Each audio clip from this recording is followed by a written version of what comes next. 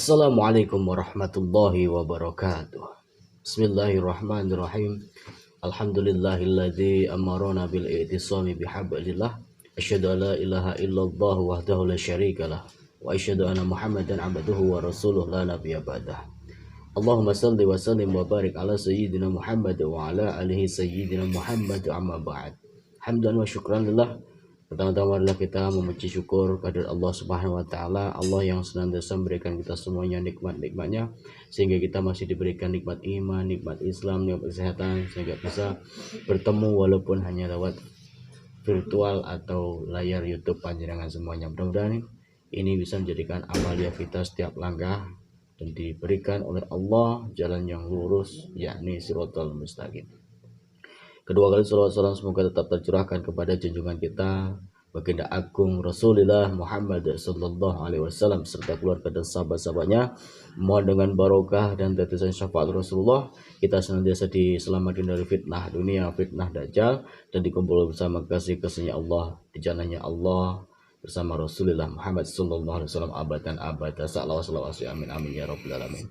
Tidak lupa kepada sahabat-sahabat di mana berada, mudah-mudahan yang sakit diangkat penyakitnya, diberikan kesehatan, mudah-mudahan usahanya diberikan kelancaran oleh Allah, dan mudah-mudahan rezekinya dilapangkan, diberikan rezeki yang berlimpah sehingga bisa untuk meniti di jalan perintah-perintahnya Allah, menjalankan segala perintah-perintahnya Allah dan menjauhi segala aktivitas yang dilarang oleh Allah Subhanahu wa taala, dan mudah-mudahan bisa dapat panggilan yaitu haji wal umroh, menunaikan rukun Islam yang nomor 5, pergi ke Baitullah Makkah Al-Mukarramah sehingga bisa berkunjung di makamnya Baginda Agung Rasulullah Muhammad sallallahu alaihi wasallam. Dan tidak lupa kepada sahabat-sahabat, mudah-mudahan keluarganya jadi keluarga yang sakinah, mawaddah warahmah, keturunannya jadikan anak-anak yang solih solihah, taat kepada orang tua, berbakti kepada orang tua, berguna untuk agama dan bangsa. Terkhusus kepada yang jomblo, terkhusus kepada yang janda, terkhusus kepada yang duda, yang single, buah single parent, buah singlean, dan kemudian berikanlah jodoh yang barokah yang sesuai dengan kriterianya, yang bisa membimbing istri dan suami ke jalan yang diridhoi Allah Subhanahu wa taala. Oke sahabat-sahabat yang dirahmati Allah Subhanahu wa taala, tidak usah panjang lebar. Pada kesempatan ini kita akan mengklarifikasi atau menggali informasi lebih lanjut ketika kemarin kita sudah mati-matian untuk berusaha menolong dan menyembuhkan Bapak Ridwan selaku pengusaha properti, ya Bapak Ridwan? Ya, properti Bapak. Assalamualaikum Pak Ridwan. Waalaikumsalam. Gimana sekarang keadaannya Bapak Ridwan?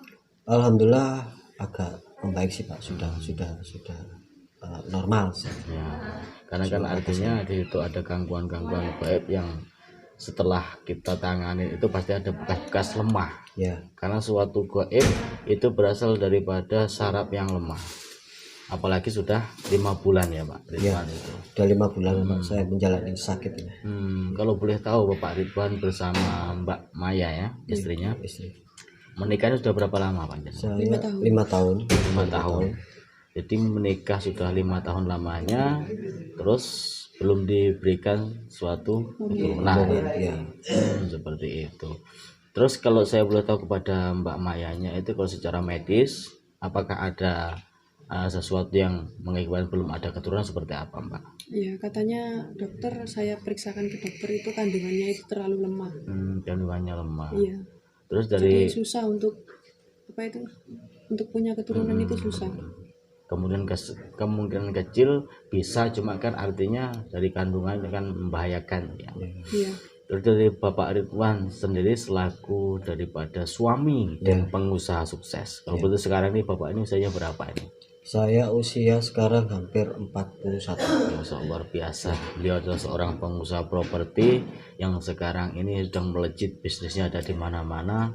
Tapi karena di sini mungkin ketelidoran dari Bapak Ridwan sendiri sehingga diuji oleh Allah, diberikan kesakitan yang alhamdulillah, tapi pada saat ini sudah sehat walafiat, walaupun masih pemulihan Pak. Ya, secara medisnya, kalau non medis insya Allah aman. Ya.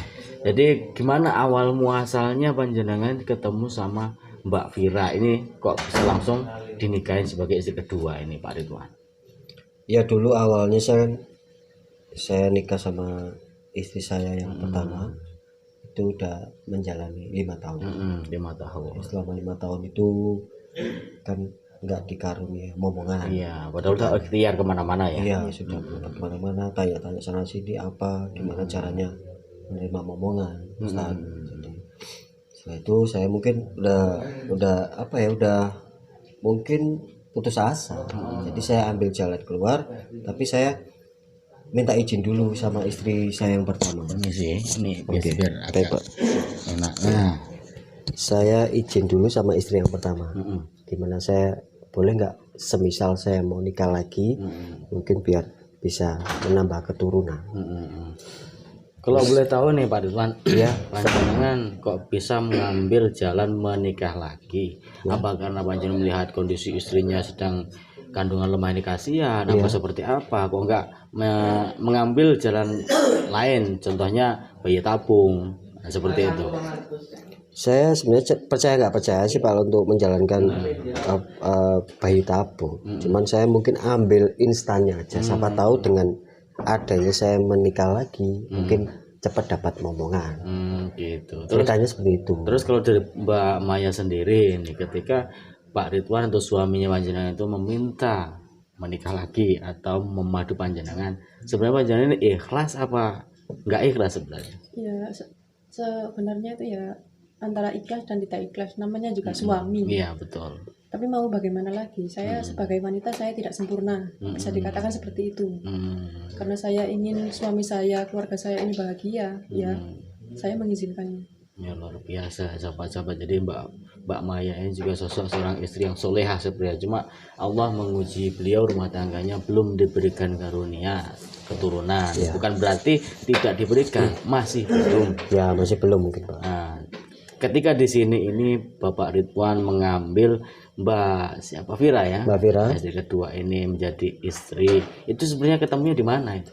Waktu itu saya ketemunya sebenarnya tanpa sengaja sih. Waktu itu kan saya jalan-jalan habis ada ketemu dengan klien bisnis di daerah dekat pantai. Jadi saya ketemu spontan, saya melihat bakal istri saya ini Mbak Vira ini kayaknya menarik gitu. Apa salahnya saya coba dulu gitu. Oh begitu. Sebenarnya waktu pertemuan pertama dengan Mbak Vira ini, apakah Bapak Ridwan sudah suka, apa memang yang mengejar ini Mbak Vira apa gimana? Saya pertama kali lihat sih udah feeling kayaknya saya suka dengan wanita ini, dan saya mungkin berambisi, saya juga mungkin pengusaha sukses. Mungkin si Mbak Viranya ini mau, pasti mau. Ya intinya seperti itu sih Pak. Iya. Jadi setelah panjenengan bertemu dengan Mbak Vira di suatu tempat itu, selang beberapa hari atau minggu atau bulan terus dinikahin itu. Itu saya kenal dengan Mbak Vira itu saya coba pendekatan dulu. Saya kasih tahu latar belakang saya udah punya istri, dan usaha saya di sana sini, bahkan di luar negeri juga ada. Jadi selama saya pendekatan itu dengan Mbak Vira itu 2 minggu kurang lebih. 2 minggu. Iya. Langsung mau Mbak Vira menikah? Ya alhamdulillah mau sih. Terus daripada Mbak Maya sendiri melihat atau dikenalkan sama Pak Ridwan bahwa saya ini akan dijadikan istri kedua, langsung setuju apa mempunyai kecurigaan tertentu nih Pak? Ya sebelumnya saya curiga ya, kenapa kok tiba-tiba suami saya ini mau menikah lagi, dan si wanita ini kok tiba-tiba mau, padahal dia ingin dijadikan istri kedua. Memang gini Pak, kalau dilihat daripada mata metafisika saya, artinya sosok Mbak Vira ini mempunyai daya pikat, artinya punya pengasih AC kalau bahasanya. Buktinya apa? Beliau itu pergi ke dukun sampai membuat panjenengan seperti ini. Berarti kan memang sudah dari dulu main-main begitu. Gitu. Makanya ketika di situ ada suatu target nih panjenengan Pak Ridwan, di situ menambah daya tariknya kepada Pak Ridwan supaya mau, dan ternyata hanya 2 minggu. Nah, setelah 2 minggu panjenengan menikah di sini ini, apakah langsung akur sama Mbak Maya apa gimana? Ya sebelumnya belum ya, menyesuaikan Belum ya, Menyesuaikan dulu lah, ya. kondisi. Ya mau gimana lagi, tapi mau Tapi nggak mau kita harus menjadi keluarga yang benar-benar harmonis. utuh ya, Iya. rukun. Walaupun itu sebenarnya tersakiti ya. Iya, saya nggak terima sebenarnya. Ya, wanita mana yang di sini ini mau dimadu? Pada akhirnya kan seorang istri tidak mau dimadu, tapi apa boleh buat? Saya mewakili daripada Mbak Maya ini karena mungkin sadar diri bahwasanya belum bisa ngasih keturunan sehingga dibolehkan atau diizini menikah. Lalu setelah 1 bulan menikah, ini Bapak Ridwan mengalami hal-hal yang seperti apa dulu? Katanya pernah mimpi aneh-aneh juga. Pernah mimpi Ustaz. Jadi apa kayak saya pernah mimpi itu didatengin sosok makhluk apa ya? Kayak hitam gitu loh. Di mimpi saya itu. Seolah-olah saya diajak ke suatu alam gitu. Pernah satu bulan terus sampai hampir 5 bulan itu saya udah hampir merasakan. Jadi saya sempat bertanya-tanya ini apa gitu. Saya bertanya-tanya gitu. Jadi awal muasalnya di situ itu setelah menikah dengan Mbak Fira satu bulan. Ya. Terus setelah panjenengan mimpi seperti itu, apakah ada hal-hal yang aneh, contohnya sakit tiba-tiba atau panjenengan seperti apa, sesek lah dan sebagainya? Iya, benar kata Ustadz. Jadi sakitnya tuh biasanya tuh di atas jam-jam setelah maghrib itu Pak. Itu sakit kadang. Tengah malam itu sakit juga. Berarti nggak terus menerus ini Pak? Nggak terus menerus. Berarti tiba-tiba datang, tiba-tiba pergi. Iya benar. Nah, sebelum saya lanjutkan, saya mau bertanya kepada Mbak Maya ini. Mbak Maya, ketika kemarin kita mediasi, di situ Mbak Maya mengatakan pernah melihat Mbak Fira ini melakukan hal yang di luar nalar. Iya. Pernah menabur-nabur di ranjangnya Pak Ridwan, kan begitu. Itu setelah menikah berapa bulan? Apa 1 bulan itu apa seperti apa itu Mbak? Ya selama menikah sudah hampir 2 bulanan lah. Hampir 2 bulan. Iya, saya baru melihat. Baru melihat. Iya. Habis itu saya curiga, kalau saya langsung bilang ke suami kan saya ini takutnya nanti saya yang dibilang fitnah. Jadi saya masih bingung, saya masih mencari tahu hal yang sebenarnya terjadi itu seperti apa. Terus ketika Mbak Maya melihat kelakuan atau sesuatu yang mencurigakan dari Mbak Fira ini, menabur sesuatu di ranjangnya Pak Ridwan, apakah langsung membuntuti kemana saja perginya Mbak Fira? Apa ada selang waktu berapa hari dulu itu? Ya waktu selang beberapa hari. Jadi masih mengumpulkan bukti lah ya? Iya, saya mencurigai ketika suatu saat ketika Fira. Ketika Fira ini mau pergi, akhirnya saya ini membuntuti dan tibalah di suatu tempat. Di situ saya mengikuti terus kemana arahnya si Fira ini. Lalu saya menemukan sebuah rumah. Nah, di situ saya paham mungkin itu rumah si dukun itu. Tapi apakah Mbak Maya waktu itu mencurigai bahwasanya Mbak Fira ini melakukan sesuatu untuk suaminya, apakah pada orang lain? Ya, waktu itu saya hanya berpikir tujuannya itu apa, untuk siapa begitu. Baru suami saya sakit-sakitan itu sepertinya saya itu sudah merasakan mulai curiga kepada Fira itu. Terus daripada Pak Ridwan sendiri saat menikah dengan Mbak Fira dan Mbak Maya ini, apakah dalam waktu mengatur waktu rumah tangga ini adil, apa lebih mementingkan Mbak Fira ini karena menggebu-gebu pengen punya keturunan. Sebenarnya dibilang adil nggak adil ya adil saya Pak. Cuman kan namanya istri muda kan biasanya diprioritaskan. Iya, dimana-mana kalau masih baru pasti diprioritaskan. Jadi ya istri muda saya si Fira ini minta apa selalu saya turutin. Akhirnya istri saya yang pertama curiga terus-menerus dengan saya, kok terus gitu. Cemburu lah. Pastinya lebih cemburu. memprioritaskan Iya. si Mbak Fira. Ya, Ya sah-sah saja. Tapi apakah di dalam pikiran atau benaknya Bapak Ridwan tidak melihat kebusukan sampai segini ketika panjenengan tulus pengen keturunan dari Mbak Vira malah pengen menguasai harta sahabat, tidak ada itu ya? Nggak ada pikiran sih waktu itu Pak. Jadi saya nggak curiga. Nggak.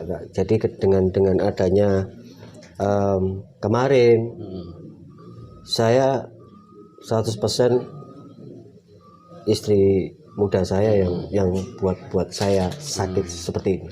Oke siap. Iya. Oke, sekarang saya bertanya sama Mbak Maya. Mbak Maya, selaku istri pertama dari Bapak Ridwan, seorang pengusaha yang kaya, panjenengan sempat menolak ketika kita mau melakukan mediasi. Iya. Kenapa panjenengan tidak mempercayai hal-hal gaib?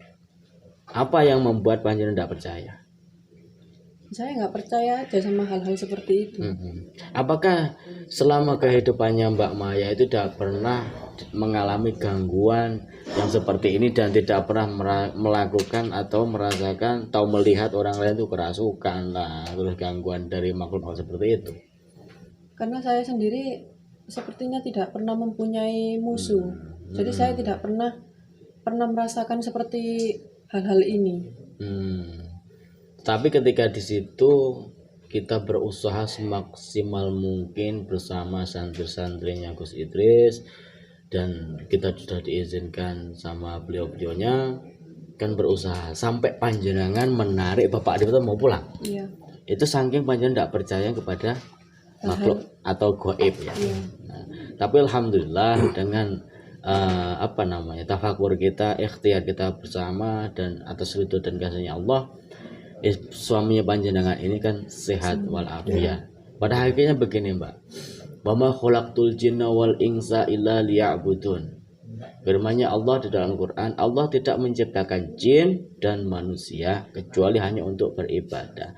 Pada hakikatnya jin atau gaib itu memang benar-benar ada. Dan ketika Allah ini menciptakan manusia sama, ada yang baik, ada yang buruk. Ketika di sini ini manusianya baik, maka akan dapat ridhonya Allah. Tapi kalau tidak baik, maka akan bersekutu dengan jin juga. Nah, pada saat itu kita meyakinkan dan memberikan bukti. Kalau bahasa orang Jawanya itu toto cerita nyoto. Kalau ada ceritanya, pasti ada tata caranya. Contohnya ceritanya seperti apa ini Pak Ridwan? Ceritanya saya sakit Ustaz, kepengen ketemu sama beliau Gus Idris. Nah, setelah itu selang waktu lama 5 bulan kita tangani dengan ruqyah, baca sholawat bersama santri-santrinya Gus Idris. Itu ada tata caranya. Kenyataannya jinnya masuk dalam mediator. Itulah kita menjadi orang Jawa itu jangan sampai membuat cerita yang fiktif, tetapi harus ada nyata dan buktinya. Tapi setelah kejadian yang menimpa panjenengan sekeluarga, apakah Mbak Maya sekarang percaya dengan adanya gaib? Iya, saya percaya. Dan serangan-serangan santet itu? Percaya? Sekarang saya percaya karena melihat suami saya sekarang sembuh. Oke. Jadi sebelum kita lanjutkan kepada jin, saya akan membahas masalah jin yang kemarin menyerang Bapak Ridwan. Dan kenapa ada jin perayangan dan jin di situ namanya Banaspati. Insya Allah pada segmen berikutnya. Yang jelas ini adalah wawancara biar panjenengan lebih hati-hati untuk melanggakan hidup, karena ada pepatah atau tulodone wong Jawa itu, bejo-bejane wong kang eling lan hati-hati sik luwih bejo wong kang hati-hati lan waspada. Jadi sahabat, itu mungkin di segmen yang pertama ini mudah-mudahan kita bisa mengambil hikmah daripada yang dialami oleh Bapak Ridwan bersama istri Mbak Maya, apa yang menjadi ujiannya Allah ini, agar kita sebagai manusia jangan pernah lupa kepada Allah Subhanahu wa taala. Bapak Ridwan sukses dari nol dan didamping oleh Mbak Maya. Tetapi jadi ketika sudah sukses maka tergiur kepada wanita lain. Mudah-mudahan kita tergantung atau termasuk golongan orang-orang yang diberikan iman yang kuat, pikiran yang suci, sehingga bisa melangkahkan atau tingkah laku yang baik. Oke sahabat, insyaallah kita lanjutkan ke segmen yang berikutnya.